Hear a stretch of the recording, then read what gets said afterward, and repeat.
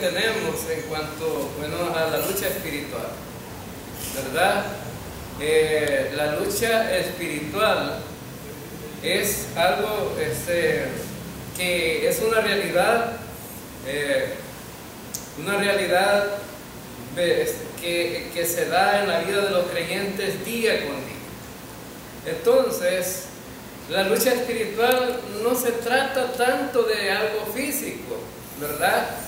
Aunque a veces el Satanás va a usar a personas, va a usar acerca de llevar su lucha, ¿verdad? Utilizando demonios para que ayuden a través de usar personas. Hay guerras en el mundo que Satanás va a usar demonios para que se den las guerras, ¿verdad? Pero nosotros como creyentes, nuestra guerra es una guerra espiritual, ¿verdad? Y las guerras físicas son más fáciles que las guerras espirituales, ¿no? Porque en la guerra física vemos cómo va a actuar el enemigo, ¿verdad? Pero en la guerra espiritual, pues no podemos ver al enemigo por dónde viene, ¿verdad? Aunque tenemos una nueva naturaleza y el Espíritu Santo, quien nos advierte muchas veces, y en este caso pues podemos percibir ciertas cosas. Más sin embargo, hemos estado hablando acerca de la armadura de Dios. Dios nos llama a ponernos la armadura de Dios. Y esta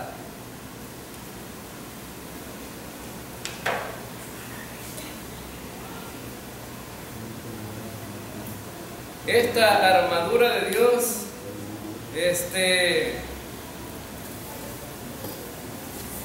pues la vemos todos los días, la podemos tener todos los días, la podemos usar todos los días para librar de esa guerra espiritual. Ahora, la pregunta es, ¿cuánto de la armadura de Dios debemos de ponernos? ¿Solo el casco? ¿Solo la coraza? ¿Solo el cinturón? ¿Solo el yelmo, el escudo, ¿verdad? La espada? ¿Cuántas cosas debemos de usar? Pues tenemos que usar toda, según la Escritura, debemos de usarla toda. Y hemos visto pues que Dios ha provisto para cada creyente toda la armadura de Dios. Y en este caso vamos a ver algunas cosas importantes, ¿no? En cuanto cuáles son los recursos que tenemos para poder librar la lucha espiritual. Y lo primero que vamos a ver, lo que vemos aquí es la armadura de un creyente. Ahora, la armadura que debe estar puesta está representada por varias partes, ¿verdad? Estamos hablando de un uniforme que usaban, bueno, aquí le llamamos uniforme a lo que usa un soldado, ¿verdad? Pero vamos a ver que un traje que usaba el soldado romano, y el traje del soldado romano, bueno, tenía varias partes. El traje del soldado romano tenía, bueno, vamos a ver así, aquí tenemos una ilustración. Bueno, aquí tenemos que el casco, tenemos el escudo, tenemos el cinturón, tenemos la coraza, tenemos la espada y tenemos las sandalias o el calzado. Entonces, todas estas partes tienen que ver con la armadura de Dios, pero ¿cómo Dios la va a usar en la vida de un creyente? Bueno, entonces, y lo que representa cada parte de la armadura y la importancia que tiene la armadura de Dios en la vida de un creyente. Ahora entonces, vamos a ver lo primero aquí en Efesios capítulo 6, versículo 14 al 20. Estad pues firmes, ceñidos vuestros lomos con la verdad y vestidos con la coraza de justicia. En este versículo 1 ya tenemos dos partes de la coraza, ¿verdad? Fíjense bien. Estad pues firmes, ceñidos vuestros lomos con la verdad. Ahora, ceñidos representa ¿qué? Bueno, representa el cinturón. Ceñidos vuestros lomos. Fíjense el cinturón. Ahora, los soldados romanos usaban un cinturón muy ancho. Eso les daba la fuerza para poder sostener algunas herramientas que ellos utilizaban en la guerra. Ahora entonces, y en este caso, pues en este versículo dice que estén ceñidos vuestros lomos con la verdad. Este cinturón representa la verdad. Y vestidos con la coraza de justicia. Bueno, ¿qué es la coraza? Es esta parte. La coraza es esta parte, lo que llamamos la parte de la camisa, pero era un revestimiento, ¿verdad? Pues debajo estaban las ropas que usaba el soldado, encima estaba la llamaban la coraza porque estaba hecha de un material que podía resistir las lanzas, ¿no? Los dardos. O sea que era una forma de protección. Ahora, ¿cómo le llaman en el ámbito de seguridad? Un chaleco de antibalas, ¿verdad? Un chaleco antibalas. Pero entonces, ¿qué realmente? Fíjense bien que este soldado, usaba este cinturón como forma de protección. Ahora, la verdad es importante en la vida de un creyente. ¿Y de qué trata? Pues, la verdad, pues habla de la palabra de Dios. Ahora entonces, hermano, ¿es importante la palabra de Dios en la vida de un creyente? Claro que sí. ¿Por qué? Porque es a través de la palabra que nosotros podemos darnos cuenta cuál es la voluntad de Dios y cómo caminar en esa verdad. Fíjense bien que en el Salmo 119, versículo 105, dice: lámpara es a mis pies tu palabra. Ahora es donde esa palabra es la luz que nos sirve para conducirnos día tras día, para que nuestra fe se mantenga firme, para que el apóstol Pablo lo ve en el capítulo 4, lo enseñó de esta manera, para que ya no seamos niños llevados por todo viento de doctrina, porque la verdad de la palabra tiene que ver con doctrina. Jesús dice, la palabra sirve para muchas cosas. A los discípulos que estaban con él en el aposento alto, y les quiso lavar los pies, ¿no? Les dijo, les voy a lavar los pies. Y Pedro no quería dejarse lavar los pies. Pero ¿qué dice Jesús a Pedro? Le dice Jesús a Pedro: si no te dejas lavar, entonces no vas a tener parte conmigo. Entonces lo alineó inmediatamente. Entonces Pedro le dijo: entonces bañame, Señor. No, le dice: ya ustedes están limpios por la palabra. ¿Por qué estaban limpios? Por la palabra. ¿Y cómo es que un creyente se ha limpiado con la palabra? Empieza desde el Evangelio, ¿verdad? A través del Evangelio nosotros nos limpiamos del problema del pecado, y quien nos ha limpiado a través del Evangelio es Cristo, ¿verdad? Con el sacrificio de Él en la cruz. Pero Jesús les dijo: no, ya ustedes ya creyeron, ya están limpios con la palabra. Lo que estaban haciendo con los pies simplemente era una ilustración de la humildad que debía de representar en la vida de ellos, en el ministerio que ellos iban a a ejercer durante Jesucristo se ausentaba. Entonces, algunos pues han sacado doctrina de ese lavatorio de los pies, pero no es una doctrina. Simplemente era un acto de humildad que el Señor quería enseñarles a ellos. Ahora, entonces, este cinturón que estaba sujetado al cuerpo de un soldado, representaba precisamente eso, ¿verdad? O sea, una representación, una ilustración de la fuerza que tiene la palabra de Dios en la vida de un creyente y que debería de tener, porque hay creyentes que todavía están débiles. ¿Por qué? Porque no son capaces ni siquiera de defender un punto en la doctrina de la palabra de Dios. Ahora entonces, este cinturón deberíamos de ponerlo todos los días nosotros. ¿Cómo es que nos vamos a defender todos los días, hermanos? ¿A través de qué? A través de la palabra de Dios. Por ejemplo, alguien va hablándole a usted y está equivocado, usted inmediatamente pues no, ahí está mal. Y yo a la otra vez pasaron unos hermanitos ahí repartiendo tratados, inmediatamente lo abrí y dije a leer, y ellos se quedaron parados porque empiezo a leer, vamos a ver si tienen errores en este tratado, y empiezo a leer, esto está bien, pero tenían una parte ahí que había que invitar a Cristo al corazón. Aquí está malo,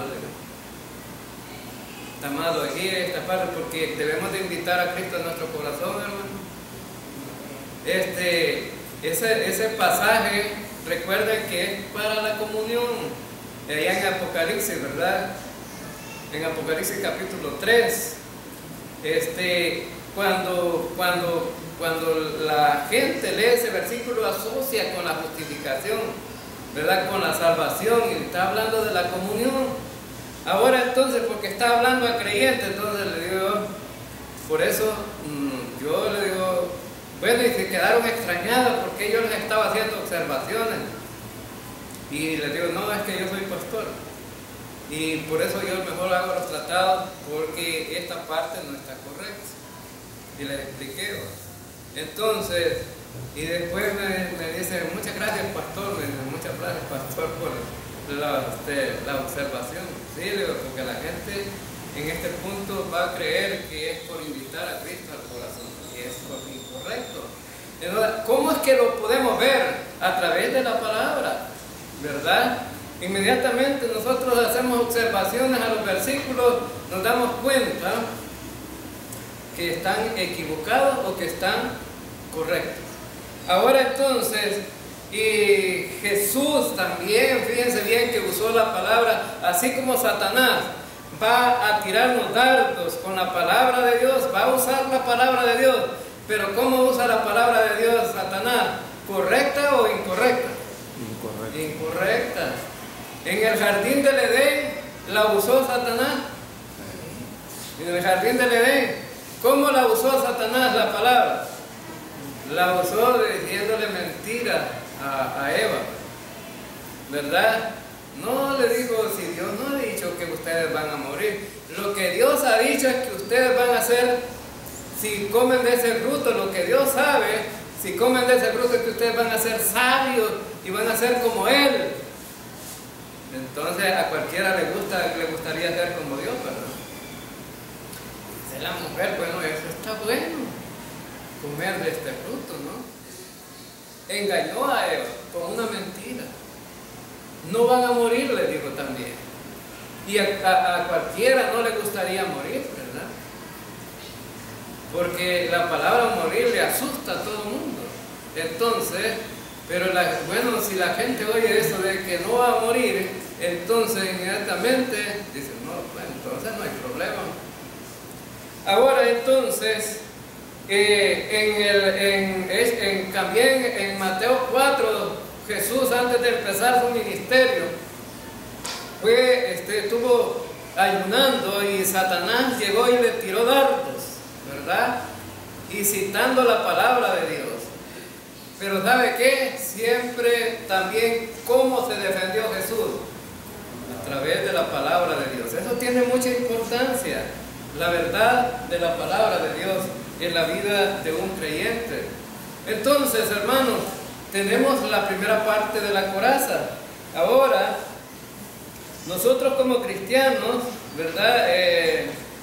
Debemos de tener en mente siempre crecer en la palabra de Dios. Si uno crece en la palabra de Dios, ahí tiene una gran defensa. Porque muchas veces los creyentes están indefensos cuando no pueden ni siquiera citar un versículo de la Biblia. Ni siquiera, ¿verdad?, poder decirle un versículo de la Biblia a otra persona. Y entonces estamos indefensos. Y por eso dice el apóstol Pablo, pónganse la coraza, ¿verdad? Pónganse la armadura de Dios, pónganse el cinturón, pónganse el casco, tomen el escudo y defiendan, porque ahí vienen los ataques del enemigo. Ahora entonces, vamos a ver otra cosa. Bueno, aquí en el versículo 1 vimos ya dos cosas, ¿verdad? Tenemos dos cosas ahí. Y vestidos con la coraza de justicia. La coraza de justicia también, ¿con qué tiene que ver la justicia aquí en este caso? Bueno, recuerden que el apóstol Pablo lo está mandando a la vida práctica, al creyente aquí. Por la injusticia, los creyentes podemos ser vencidos. Por la injusticia, fíjense bien. Empezando desde la salvación, por la injusticia podríamos ser vencidos, pero no por la justicia. Ahora, fíjense bien cómo, de qué manera. ¿Quién ejerció justicia en la cruz del Calvario para salvarnos? Fue Cristo. Esa sangre tenía la justicia que Dios requería para salvarnos a nosotros. Pero entonces esa justicia, fíjense bien, que en este caso es como esa especie de chaleco, ¿verdad? Los dardos son tirados inmediatamente al corazón del hombre. Si tendría alguien que atacarnos, ¿verdad? ¿A dónde tirarían para matar más rápido, hermano? En el corazón, ¿verdad? Entonces, dice la palabra de Dios que el corazón del hombre es engañoso, ¿verdad? Dice el profeta Jeremías, el corazón del hombre es engañoso y siempre está pensando hacer el ¿qué? ¿El bien o el mal? El mal. Entonces, nosotros como creyentes podemos también caer en esa situación. En lugar de estar pensando hacer el bien, estamos pensando hacer el mal. La justicia tiene que ver con la vida práctica. Imagínese usted, alguien en un negocio, ¿de cuánto debe de vender la libra, hermanos? Yo fui a una tienda cuando recién vendido aquí en Chapeltique, vendían de esos frijoles de ir a, ¿cómo se llamaba? Ir a 26 para el arriba. Vendían en una tienda y me dice el dueño de la tienda, ¿de cuántas onzas va a querer la libra? No, es que solo de 16, una libra son 16. No, pero nosotros tenemos de 14 y de 16. ¿De cuál va a querer? No, pues sí, de 16. ¿Y cuál es la diferencia entre el 14 y 16? Que uno es más barato y el otro es más caro. Lo mismo lo estaban dando. Y a la gente engañada, bueno, de la más barata, pero le estaban quitando 2 onzas. Eso no era justicia, ¿no? Ahora entonces, imagínese usted alguien en una tienda no esté siendo justo con la vez. ¿Qué es lo que quiere hacer la gente en la tienda? ¿Qué quiere? ¿Perder o ganar? Quiere ganar. Pero delante de Dios puede haber un estándar. ¿Hasta dónde? ¿Verdad?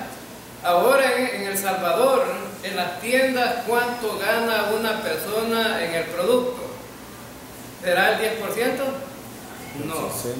¿Será el 25%? Tampoco. ¿Será el 50%? Tampoco. A veces ganan el 100 o el 200% del producto. Hermano, fíjense bien que esas tiendas, las tienderas son bueno, audaces para vender. Llegué a una tienda yo y a buscar pan francés. No tengo, me dijo, y ahí estaba parqueado el dueño del que vendía el pan, venía parqueado. Entonces, yo le voy a vender el dólar, me dijo el señor ahí, sí, véndamelo. No, me dice, yo se lo voy a vender, me dijo la dueña de la tienda. Traiga el dólar, me quitó el dólar y fue a comprar y le quitó 4 panes. Y me dejó, o sea que me quitó, me robó pues, inmediatamente me robó ahí. Y yo me fui enojado y no le dije un montón de cosas ahí porque dije yo, no vale la pena 4 panes para pelearme aquí. Pero así hizo, me quitó el dólar, se lo va a comprar al pan y cuando ya traía la bolsita del dólar que vende el panadero, le sacó 4 panes, vaya aquí está el dólar. Y entonces le digo yo, y esos 4 panes, ¿por qué me los sacó? No me dije que esta es mi ganancia, hombre. Pues sí, pero compró con mi dólar. No puso ni siquiera su dólar, sino que compró con mi dólar. Entonces me quedo viendo, ¿va? Y me fui yo. Ahora entonces, son listos los de las tiendas. Pero ahora digamos, una gente que no es creyente. Pero ahora pensemos en un creyente. ¿Qué debe hacer el creyente con la cuestión de la ganancia? Debe tener un límite justo. Un límite justo. Y fíjense bien que a veces, bueno, yo le sugería a una hermana, ¿no? Hermana, ¿por qué se le están arruinando los tomates? ¿Por qué no los regala y si no los vende? No, porque la gente acostumbra a que los regalen. Mejor los voy a botar. ¿Cree usted que es justicia esa? No, no es justicia. Pero es una creyente. No ve la gente y se acostumbra a que uno le dé, pero esa no es justicia. Ahora entonces, uno como creyente puede caer en una trampa del enemigo, ¿verdad? En la lucha espiritual, a través de una acción como esa. A través de la justicia. Un creyente debe de ejercer justicia. Venía un juez de paz una vez. Llegó a mi casa y me dice, mire, me quiere servir de testigo de un asentamiento, de una partida de nacimiento. Ay, ¿cómo es eso? Le digo, sí, me dije, fíjese que la vamos a asentar aquí en Chapeltique, pero ella es de otro pueblo. Ay, ¿por qué la van a asentar en Chapeltique que no está asentada en su pueblo? ¿Cómo no? Me dije, pero lo que queremos hacer es que salga de mayoría de edad, me dije, tiene minoría de edad. Ah, de veras. Sí, lo mejor, mire que le van a dar $100. Ah, de veras. Entonces, sí, mire, solo una firmita y $100. Lo siento mucho, no puedo. ¿Y por qué Pues sí, ¿sabe quién soy yo? Sí, yo lo conozco a usted con el nombre de Jorge y que se reúne en la iglesia bautista. Sí, y soy el pastor. ¿Y sabe a quién le sirvo yo? A Dios supuestamente me decía, a Dios. Y si le preguntaría a Dios que debería dar esa firma, ¿qué cree que me va a contestar Dios? Y me quedo viendo, creo que le va a decir que no. Entonces ya se dio la respuesta, no puedo. Y se enojó conmigo porque no le di la firma. No me habla desde entonces. Me volvió. ¿Y por qué no me habla, creen ustedes? Porque salió avergonzado. Se dio cuenta, que yo me di cuenta, que él es un mafioso, ¿no? ¿Verdad? Por eso. Ahora entonces, pero los creyentes no debemos de andar en trances así, ¿no? Ilegales, donde podemos caer en un problema y de repente aparecer ahí, ¿verdad? En la fotografía del diario. Lo llevaron preso por malacate, ¿no? Y era creyente. Abajo en la portada los periodistas siempre tratan de sacarlo, ¿no? Era creyente, ¿verdad? Ahora entonces, significa entonces, no hermanos, tiene que la justicia de Dios, el enemigo nos va a atacar por todos lados, por todos lados. Ahora entonces, vamos a ver en el siguiente versículo, dice, versículo 15, y calzados los pies con el apresto del Evangelio de la paz. Ahora está hablando aquí, vamos a pasar aquí, tenemos cinturón, ya lo vimos, la coraza, ahora vamos aquí. Dios ha provisto para cada creyente el calzado del Evangelio. Ahora, entonces, es una parte más de la armadura de Dios, las sandalias. Ahora entonces, pero el enfoque principal aquí que Pablo le está dando ahí, con representación de un soldado que debe de ser un creyente, es que el creyente, ¿qué es lo que debería de predicar diariamente? El Evangelio.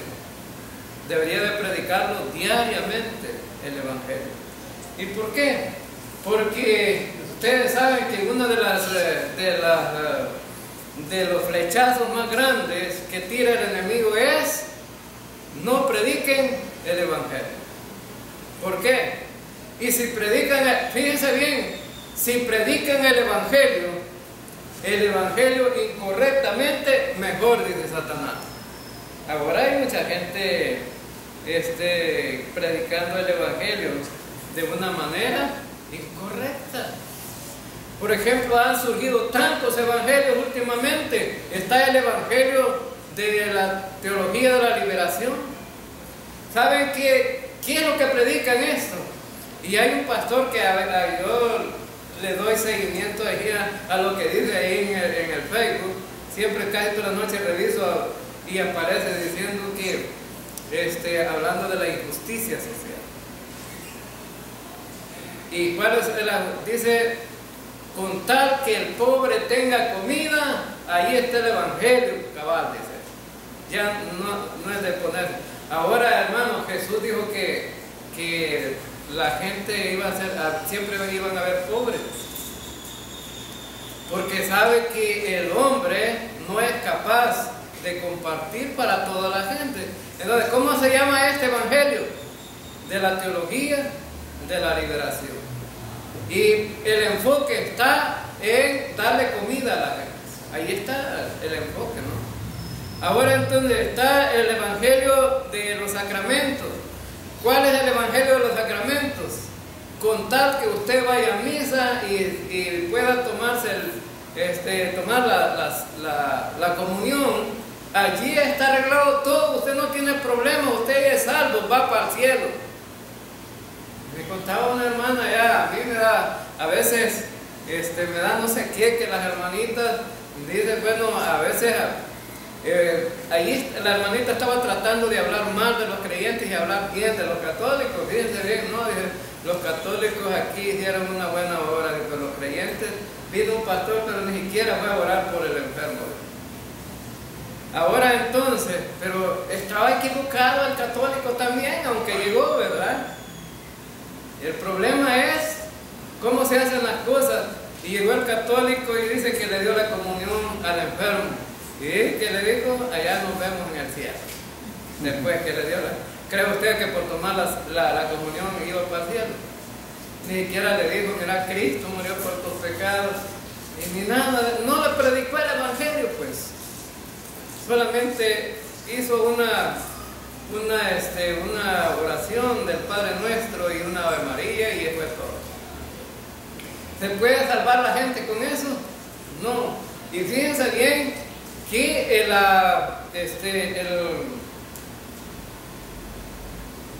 el diablo está contento con que no prediquemos el evangelio. Fíjense bien que en la segunda carta a los Corintios, me gustaría que leyéramos ese pasaje, no está aquí, pero vamos a ver.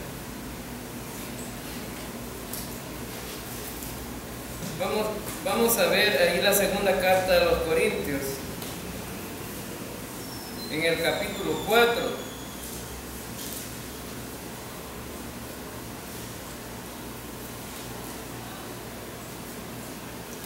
Fíjense bien cómo le gusta que nosotros prediquemos el Evangelio al enemigo. En el versículo 3, pero si nuestro Evangelio está encubierto, lo está para los que se pierden. El Dios de este mundo ha cegado la mente de estos incrédulos para que no vean la luz del glorioso Evangelio de Cristo, el cual es la imagen de Dios. Y dice el versículo 5, no nos predicamos a nosotros mismos, sino a Jesucristo como Señor. Nosotros no somos más que servidores de ustedes por causa de Jesús.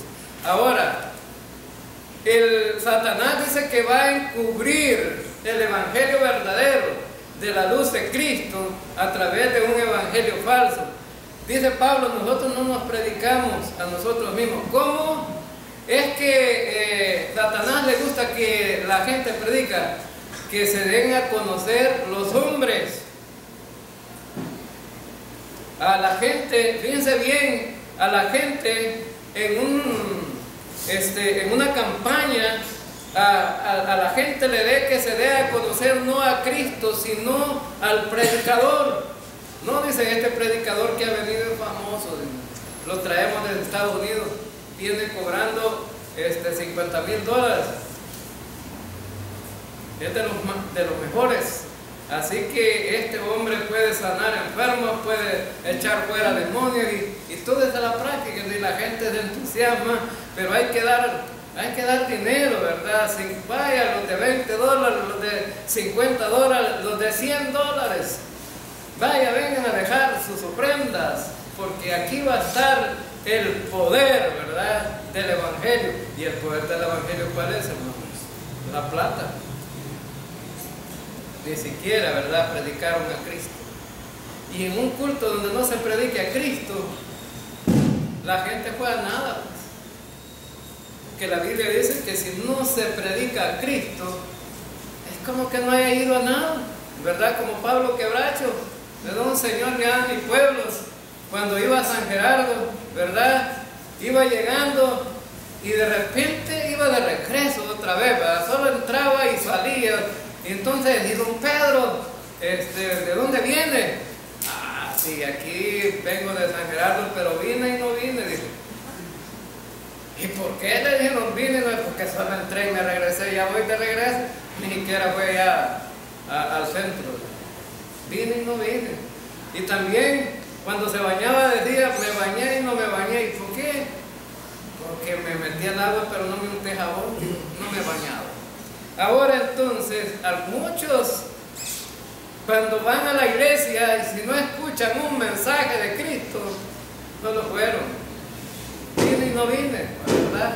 Ahora entonces, más sin embargo, el Satanás dice, bueno, tira dardos para que no se predique el verdadero evangelio.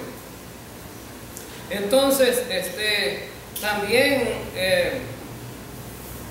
le interesa que la gente no pueda entender. Y fíjense bien que cada creyente está llamado a ponerse el calzado del apresto del evangelio. ¿Para qué? Para que, para que a través de la predicación del Evangelio la gente pueda ser salvo. Y es más, lo primero que debería de ocurrir en la vida de un creyente es entender qué es el Evangelio. Yo no sé si aquí todavía hay algunos que no han entendido qué es el Evangelio. Y si no han entendido el Evangelio, como dijo el apóstol Pablo en la primera carta a los Corintios, capítulo 15, versículo del 1 al 4, dice el apóstol Pablo, si no creen el Evangelio que yo les prediqué, les va a pasar igual al de Pablo Quebracho, ¿verdad? Creyeron y no creyeron. ¿Por qué? porque la verdad que la filosofía de este hombre muchas veces estaba correcta en el sentido de que si una cosa no se hace completa, no es. Él decía, no, me bañé y no me bañé porque no se bañó completamente.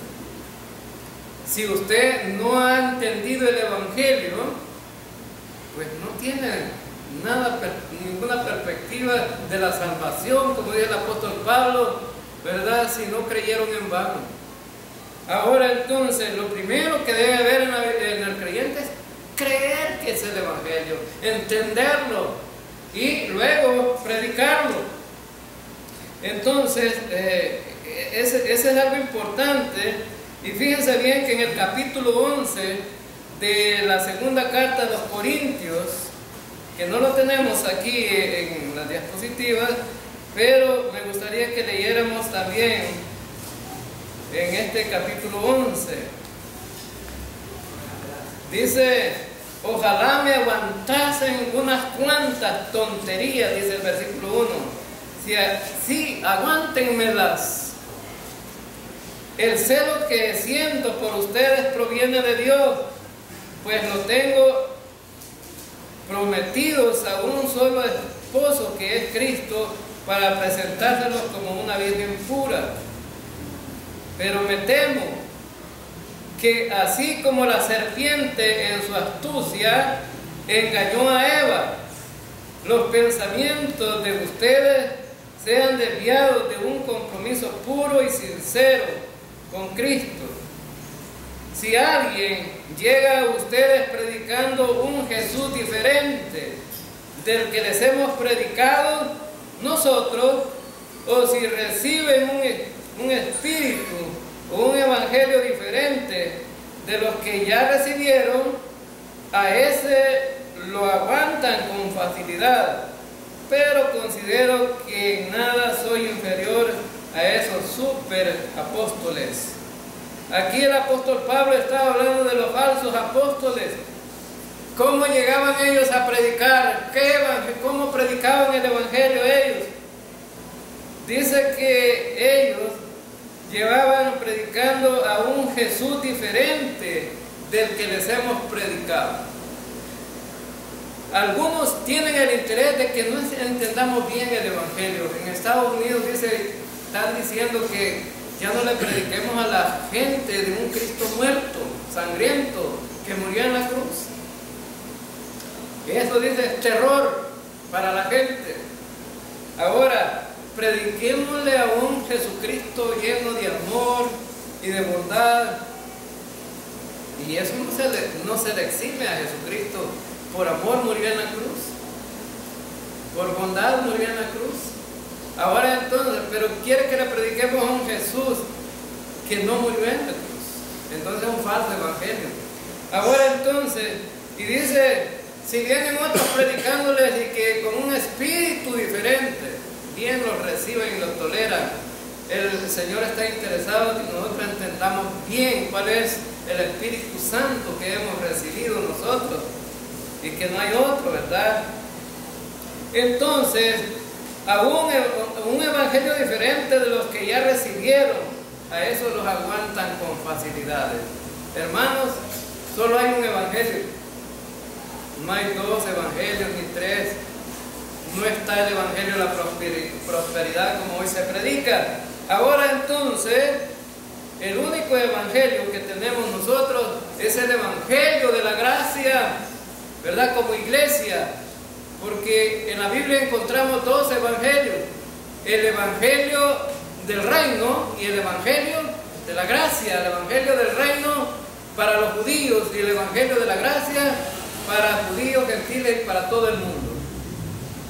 Entonces, vemos que debemos de tener en cuenta esto, ¿no? Ahora, veamos entonces otro versículo.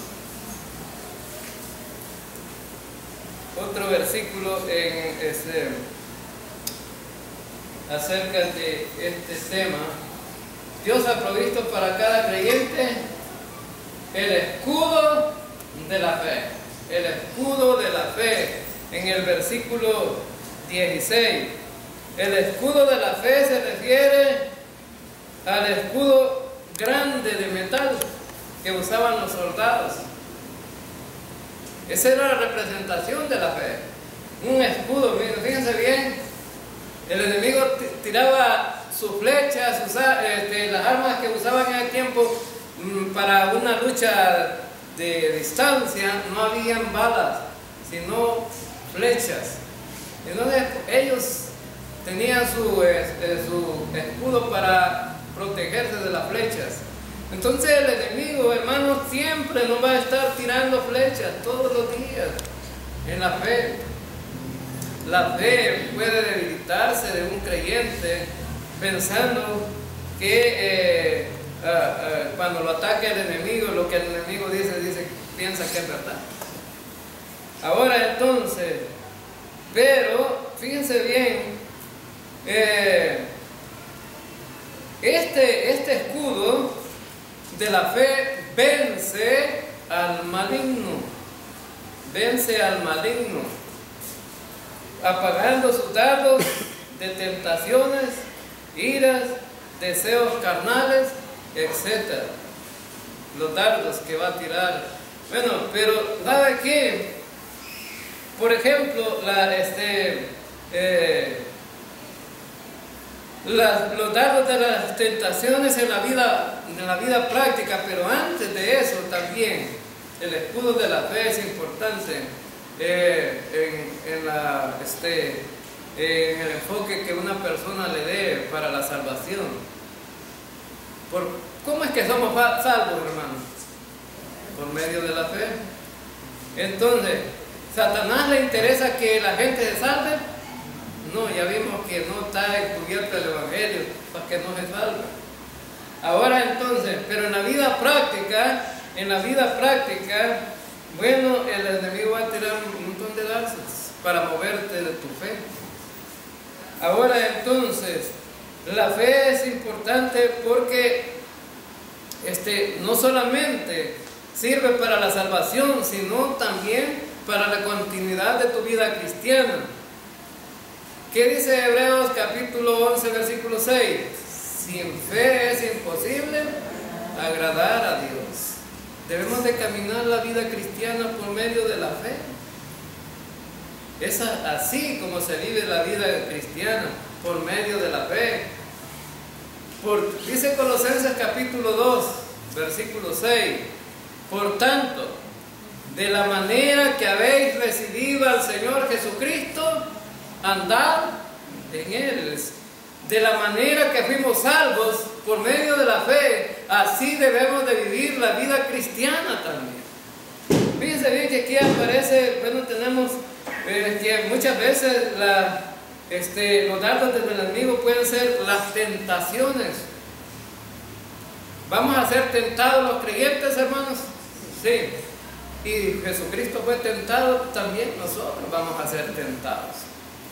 Y vamos a ser tentados a lo mejor para violentar lo que creemos. Porque la mayoría se enfoca en las cuestiones sexuales, ¿verdad? No tiene que ver solo en eso, las tentaciones. Pues la tentación, si mira un fajo de billetes por ahí a una persona, ¿no cree que puede estar la tentación de agarrarlo? ¿No cree usted que si va a comprar allá a la tienda y le dan más de vuelto, ¿no cree que le puede dar la tentación de agarrarse de ese vuelto de más? ¿Sí? Yo fui a comprar al pollo, pollo, bueno, ese que está enfrente de la plaza. Don Pollo. Dice que es Don Pollón, ¿verdad? Pero, fíjense bien, fui a comprar ahí y el muchacho que me estaba vendiendo, yo le di un billete de a 5 y me había dado un vuelto de a 10. ¿Y esto cuánto vale? Entonces, no, son solo 4.20 centavos, me dice, es lo que está gastando usted aquí. Y me daba un billete de a 5 y me daba 60 centavos. Entonces, ¿y por qué me da este vuelto así? No, espera, me dice, ¿cuánto le debo? Todavía me decía cuánto le debía. Mira, le digo, entonces ese dinero lo vas a pagar de tu salario. ¿Por qué? Me dijo, no te estoy dando uno día 5 y me estás dando un vuelto día 10. Mire, me dice, me ha salvado de perder el salario de este día. Imagínate lo que le puede pasar a un cajero, ¿no? Pero ¿puede un creyente tener la tentación de agarrar el vuelto? Sí. Entonces, y algunos todavía salen a contar, fíjate que hoy me fue bien, va. Mira, la suerte me ayudó, la maldición, diga, porque eso no crea que se va a quedar así. ¿Por qué te ayudó la suerte? Me dieron tanto de vuelto. No, hombre, eso inmediatamente regréselo. Si usted es un creyente, regréselo. Porque el vuelto, si no lo regresa, el vuelto le va a venir mayor después. Ahora entonces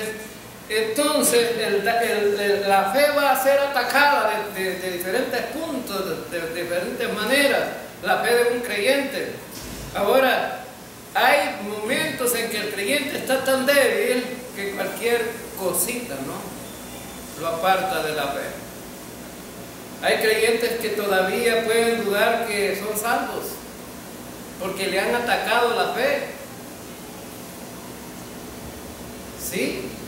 Hay creyentes que ya saben que son salvos por medio de la fe, pero todavía alguien le llega y le dice, no, también por las obras, y dice, bueno, a lo mejor este tiene razón. Cuando dice, a lo mejor este ya tiene razón, ya está dudando de su fe.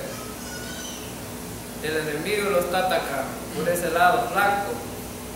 Ahora, hermanos, entonces este escudo de la fe es muy importante andarlo todos los días. Todos los días. Vamos a ver, Dios ha provisto para cada creyente el yelmo, el casco de la salvación. El casco de la salvación. Ahora entonces, es importante el casco de la salvación. Ahora, porque ¿sabe qué? Es lo que más va a atacar Satanás. ¿Y a dónde está? Porque el casco cubre nuestra cabeza. Ahora, los soldados en el tiempo de la guerra, ¿verdad? Los de diferentes países usan un casco blindado, porque la cabeza es algo débil, ¿no?, cuando es atacado. Entonces tratan de protegérsela con una herramienta que defienda realmente, un casco blindado. Ahora entonces, los soldados romanos se ponían un casco también para protegerse del ataque del enemigo. Ahora, ¿cómo Satanás ataca al creyente? ¿Cómo Satanás ataca al creyente? ¿Qué es lo que ataca a Satanás en la cabeza, hermano? Manera de pensar. Es nuestra mente.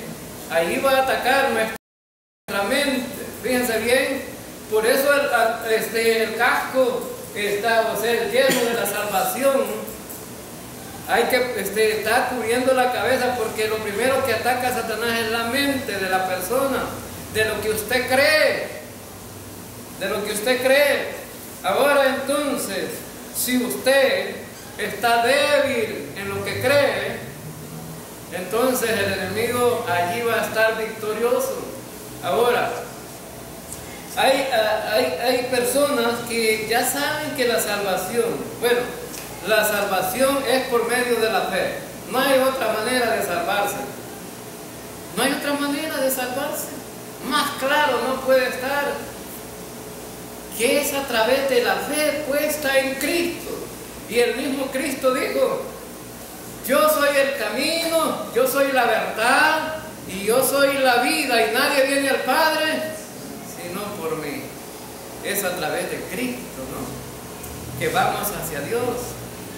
Ahora entonces, por medio de la fe. Si usted pone su fe en Cristo, entonces la fe en Cristo lo lleva hasta Dios. Todos quieren llegar a Dios, ¿verdad? Pero muchos quieren llegar por caminos diferentes.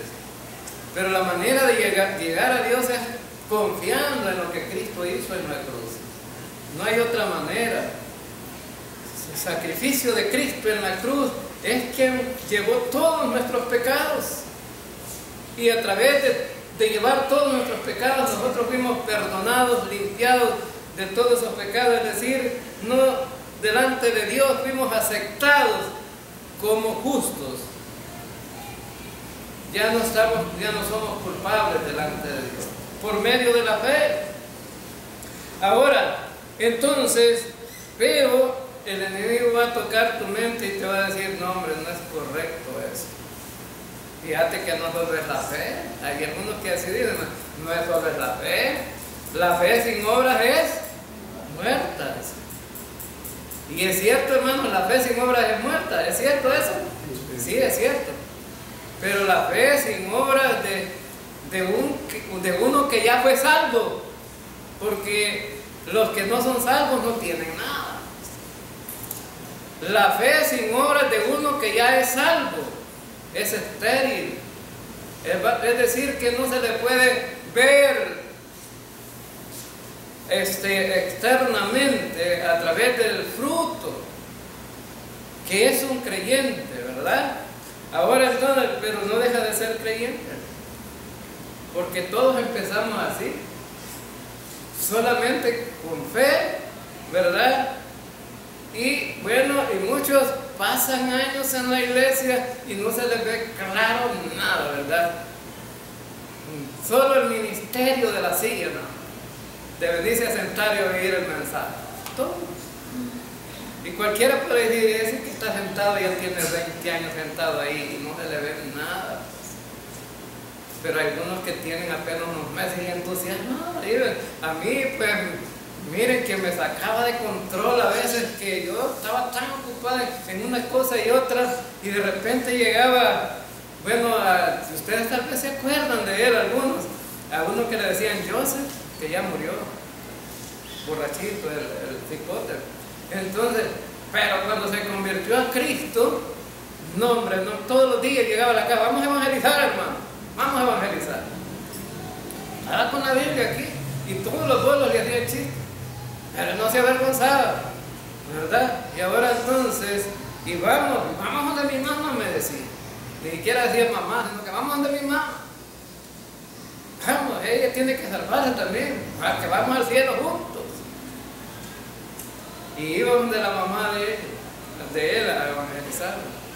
Y entonces, y resulta que después, sus últimos años, era una evidencia que era creyente porque solo vos lo andaba. Pero sabe que en su ponencia me decía, pastor, usted sabe que yo soy salvo.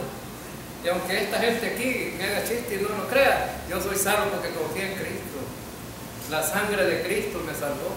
Yo no me salvé, no, que Él me salvó. ¿Estaba correcto, sí o no? Ahora entonces, pero hay muchos que les atacan eso de la salvación. Es uno de los ataques más tremendos que Satanás, o sea, va a querer sacarte del control de que tú tengas seguridad de que eres un salvo. La salvación no es por lo que nosotros hacemos. La salvación es por lo que Cristo hizo ya, ¿verdad? Por nosotros. Ahora entonces, y por eso necesitamos tener siempre ese casco puesto, ¿verdad? Porque el enemigo va a atacar tu mente y te va a decir, en realidad, ¿crees tú que eres salvo? No. Algunos dicen, estamos luchando. ¿Se puede luchar para la salvación, hermanos? No, la guerra la tenés perdida, porque nunca vas a cumplir. El que lucha nunca cumple. Al otro te va a decir, el que persevere hasta el fin, ¿de qué vas a perseverar? Y lo que Cristo hizo ya fue suficiente. Aunque perseverar en la vida cristiana es una cosa y perseverar para la salvación es otra cosa, ¿verdad? El que persevera para la salvación nunca va a ser salvo. ¿Por qué? Nunca va a cumplir. La vida cristiana, uno, ¿de qué manera persevera en la vida cristiana? Siendo constante en la iglesia, ¿no? Sirviendo al Señor, orando, leyendo la Biblia. Eso, ¿verdad? Entonces, pero eso no es para la salvación, sino para los que son salvos. Ahora entonces, y veamos entonces ya para terminar lo último. Dice la espada del Espíritu, que es la palabra de Dios.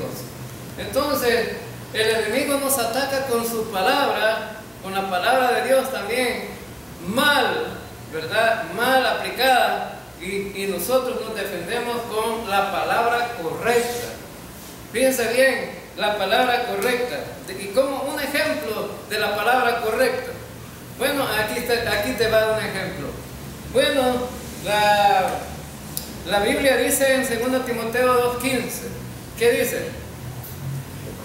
Procura con diligencia presentarte a Dios aprobado como obrero que no tiene de qué avergonzarse.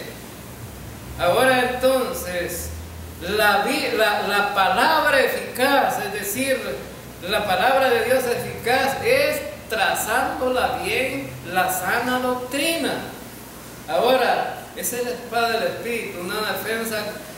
Muchos te van a tirar dardos, ¿verdad? Con versículos incorrectos. Por ejemplo, el que persevere hasta el fin será salvo.